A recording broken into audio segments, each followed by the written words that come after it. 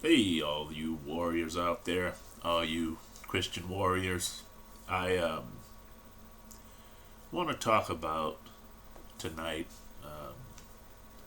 a phenomena that been on my mind lately.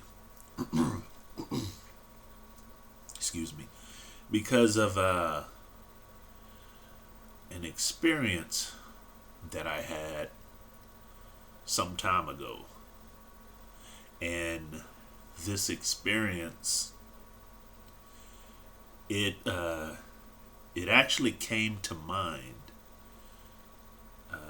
yesterday, as a matter of fact, and it the experience itself it actually happened to me when I was a kid.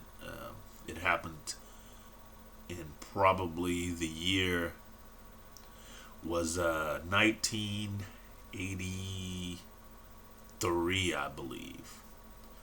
1983. So it was quite some time ago, but I still remember it like it was yesterday, and it popped into my head for whatever reason today. Which brings us to the topic: uh, do demons really exist? And personally, I believe the answer to that question is yes. And I believe the answer to that question is yes because of this experience I had back in 1983, 1982, 83, one of those years. Um, I was in my early teens.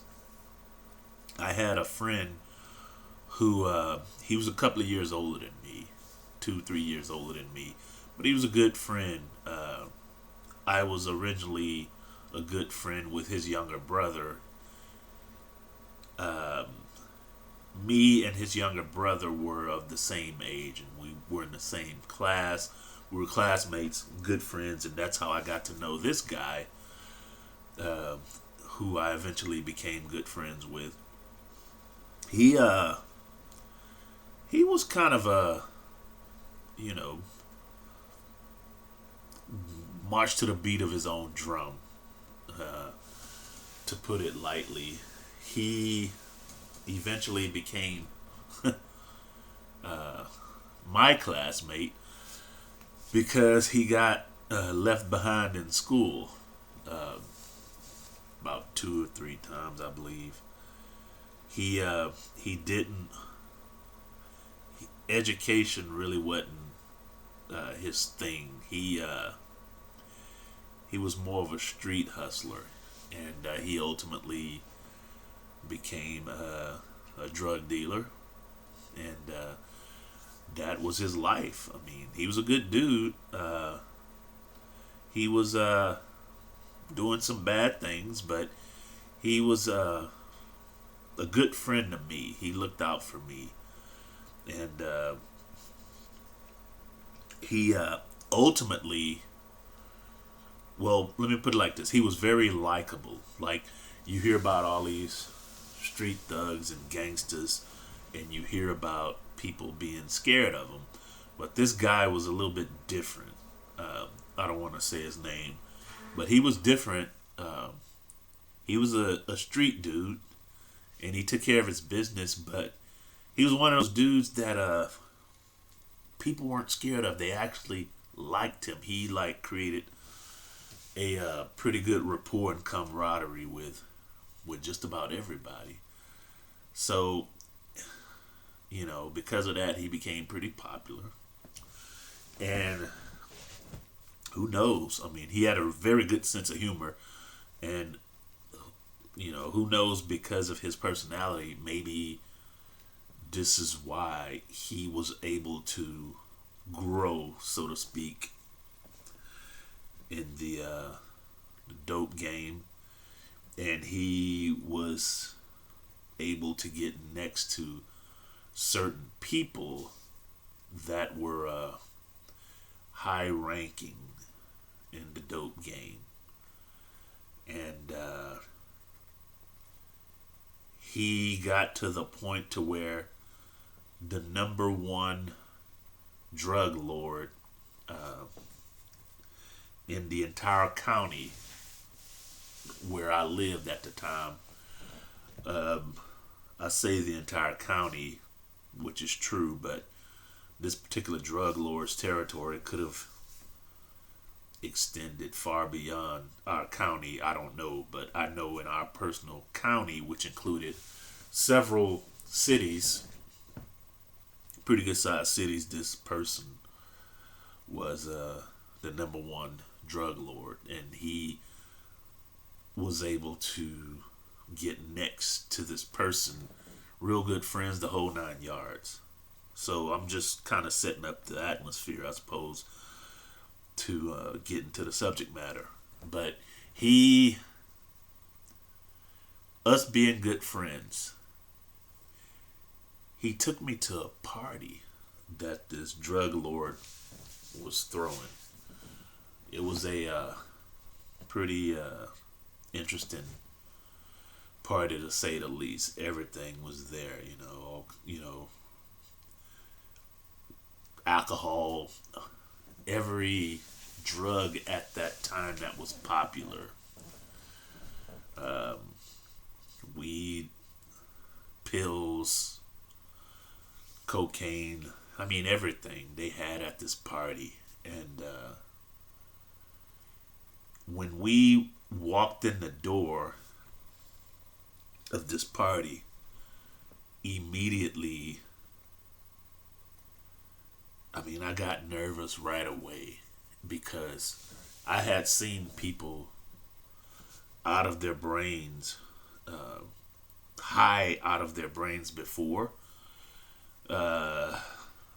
I've witnessed heroin addicts on the street just out of their minds, zonked out, eyes rolled in the back of their head, the whole 9 yards. And I saw this type of phenomena at this party and then some.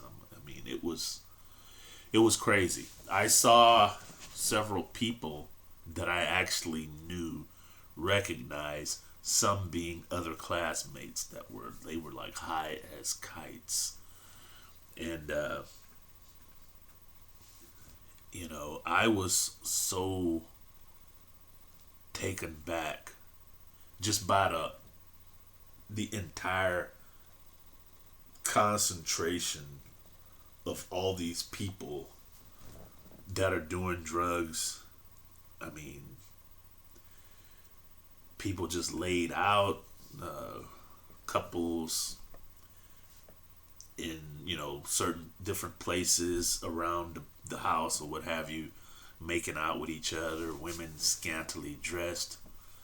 It was intense.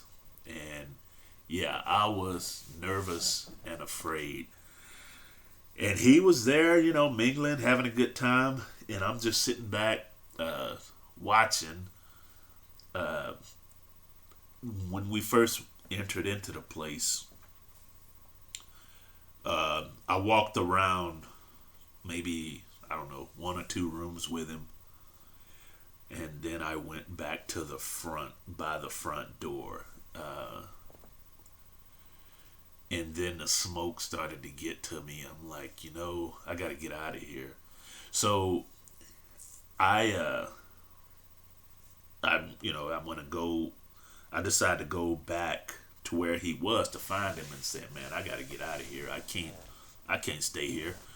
And I found him, and he understood. He knew where I stood. He knew that I was trying to stay out of trouble, get my education, and all this other stuff. So he when I found him, he said, "Okay, man, we'll get out of here."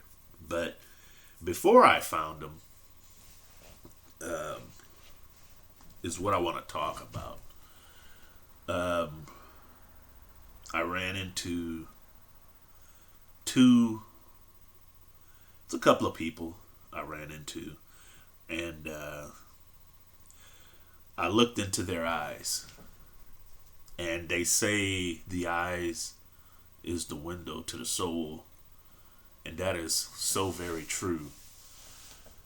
And But this was a very strange, scary experience that I had when I looked in these people's eyes.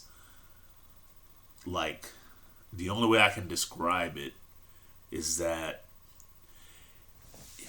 you may have looked into somebody's eyes, and typically when this has happened to me, it was with somebody of the opposite sex. When like you look into their eye, and then all of a sudden, the eye contact, if it's a little bit extended, that little chill goes down your spine. It kind of indicates attraction. Or sometimes you can look into somebody's eye, and again, with me, it's always been somebody with of the opposite sex, a female, and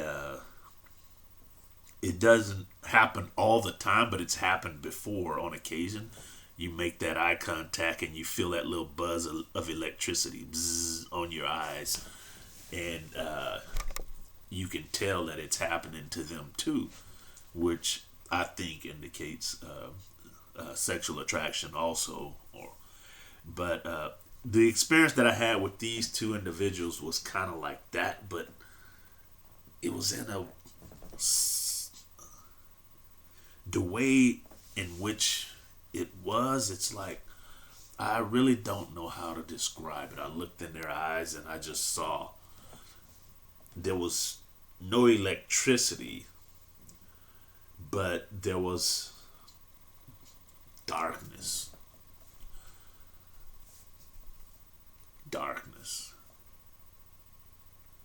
And my nervous anxiety just went through the roof. And,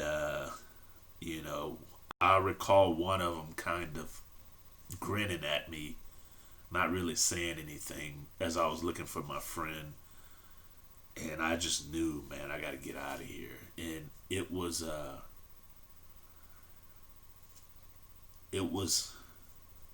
a strange encounter.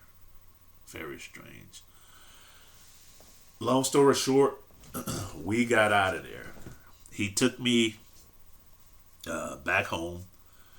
I suspect he probably went back to the party, but this experience, I believe I encountered two demons. It says in the Bible, be kind to strangers because you can be entertaining angels unawares. Sometimes the Bible says things even though it doesn't say it. So if you can be entertaining angels unawares, could you possibly be encountering demons unawares? I believe so.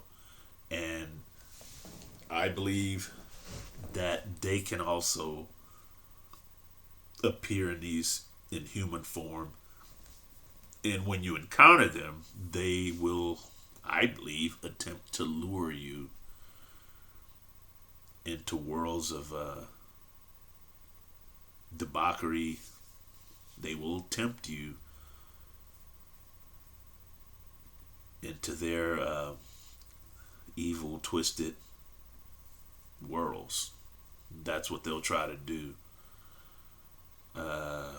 When I encountered these people, I knew beyond all shadow of a doubt, not only did I have to get out of there, but that, yeah, demons are real, and demons can appear in the form of human vessels. But anyway, my friend, he ultimately passed away of natural causes in 2010. And God rest his soul. I hope he was not consumed by that world. I know the last time I heard from him, of him, and heard from him, he had been to jail but gotten out, but he was still in that type of lifestyle. But hopefully, and again, God rest his soul, he was able to find peace and salvation for his soul. Anyway, thank you all for listening. This is Floorbells Bibles Ministries. I'm Big D.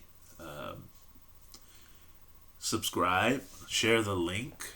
I'll be posting more videos. I need to post a video about why I started this channel, and I'll do that either the next video or the video after next. But I need to share the story of why I set up this channel. But anyway, you guys take care. Stay blessed.